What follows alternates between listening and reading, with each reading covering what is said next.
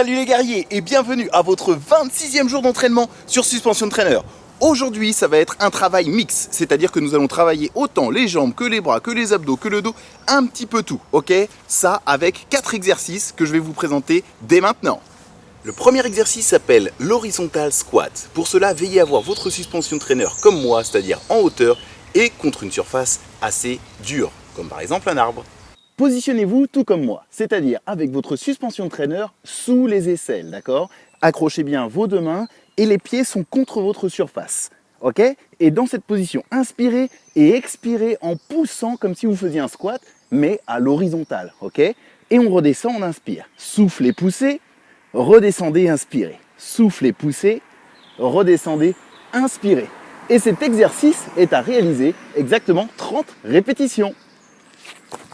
Le deuxième mouvement de la journée s'appelle l'Instable Row.